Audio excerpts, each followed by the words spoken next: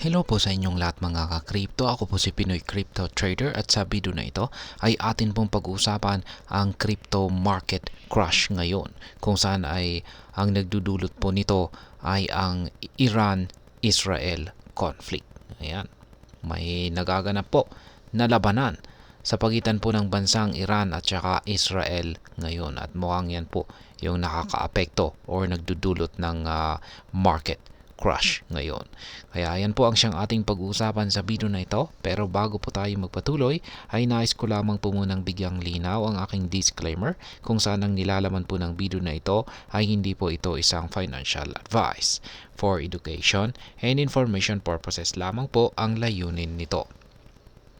At ayan mga ka-crypto, ang cryptocurrency market ay nakaranas ng matinding pagbagsak kamakailan dahil sa tumitinding tensyon sa pagitan po ng bansang Iran at saka Israel. Si Bitcoin, ang pinakamalaking cryptocurrency, ay bumagsak ng halos 5% at ito ay umabot sa $60,834 na presyo. Ang pagbagsak na ito ay bahagi po ng isang malawak na sell-off sa global markets, kung saan ay dulot po yan ng pagtaas ng takot sa conflict na ito. Kaya ayan, ang kabuuang global cryptocurrency market ay bumagsak naman po ng 4.7%, kung saan ngayon ay nasa $2.14 trillion ang market cap nito. Kaya ang matinding pagbagsak na ito ay nagpapakita ng paglipat ng mga investors mula sa mas risky na assets tulad ng cryptocurrencies na sumasalamin sa mga pagbagsak sa tradisyonal na market tulad po ng S&P 500 at Nasdaq. Sa loob lamang ng 24 oras ay mahigit $489 million na halaga ng crypto asset ang na-liquidate, kung saan $416.6 million dito ay mga long positions. Ang mabilis na liquidation na ito ay nagpapakita kung gaano kabilis tumugon ang market sa mga geopolitical events. Habang lumilipat ang mga investors mula sa cryptocurrencies, ang mga ligtas na investments tulad ng gold at US dollar ay tumaas ang halaga. Ang US dollar index ay tumaas po ng 0.6% at ang Philadelphia Gold at Silver Index ay tumaas po ng 1.1%. Bagaman matindi ang kasalukuyang pagbagsak, ipinapakita ng kasaysayan na may potensyal si Bitcoin na makabawi pagkatapos ng mga nakaraang geopolitical crisis.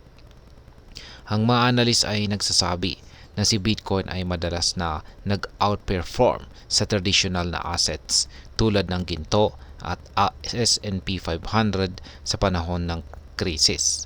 Gayunpaman, sa maikling panahon, inaasahan ang patuloy na volatility habang nananatiling mataas ang tensyon sa Middle East.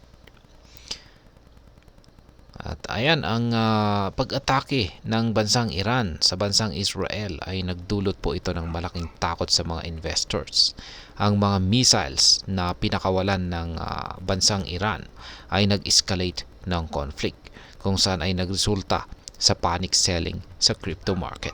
Ang ganitong mga geopolitical tensions ay madalas na nagdudulot ng mabilis na pagbabago sa market dahil sa takot ng mga investors na mawalan ng kanilang investments. Ang market sentiment naman ay mabilis na nagbago mula sa greed patungo sa fear. Ang Crypto Fear and Greed Index, isa pong mahalagang metric para sa pag-gauge ng market sentiment, ay bumagsak mula sa level na 61 patungo sa 42 sa loob lamang ng 2 araw.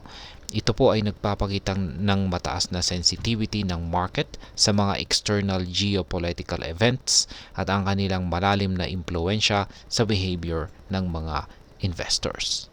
Ayon po sa CoinGlass, mahigit $523.37 million ang na-liquidate sa loob ng 24 oras, kung saan $451 million dito ay long positions.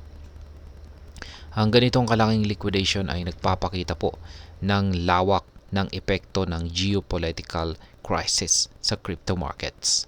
Ang mabilis na pagbagsak ng presyo ay nagresulta po sa liquidation ng 154,011 traders na nagpapakita ng malawak na epekto ng krisis sa mga investors.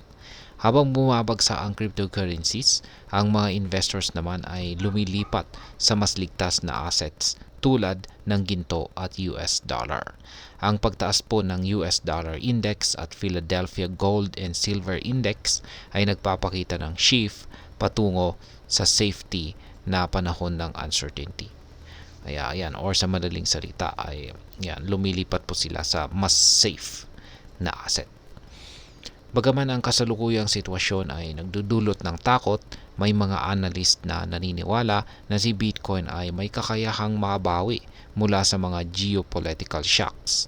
Ang decentralized at non-sovereign characteristics ni Bitcoin ay maaring magbigay po ng proteksyon laban sa economic uncertainties na madalas na nagpapahirap sa traditional na assets sa panahon ng global crisis. At ayan, sa kabuuan, ang masasabi ko po rito ay ang kasalukuyang pagbagsak ng crypto market ay isa po itong malinaw na halimbawa kung paano ang geopolitical tensions ay maaaring magdulot ng malaking epekto sa financial market. Habang ang takot at panic ay nagdudulot ng mabilis na sell-off, ang kasaysayan ay nagpapakita naman po ito na may potensyal si Bitcoin at iba pang mga cryptocurrencies na makabawi sa kabila ng mga krisis. Sa ngayon, ang volatility ay inaasahang magpapatuloy habang nananatiling mataas ang tensyon sa bansang Middle East. At ayan, hanggang dito na lamang po tayo sa video na ito mga ka-crypto. Sana po ay inyong nagustuhan ang aking paliwanag dito. Kung inyo po itong nagustuhan, ay pakiclick lamang po ang like button nito. Para naman po sa mga bago lamang dito, kayo po ay aking inaanyayahan para mag-subscribe. Pakiclick na rin po ang bell icon nito dahil ito po ang siya magsisilbing notification nito sa mga bago kong videos na akin pong ina-upload sa aking YouTube channel na ito. Marami pong salamat sa panunood. Ingat po tayo lagi at God bless po sa ating lahat.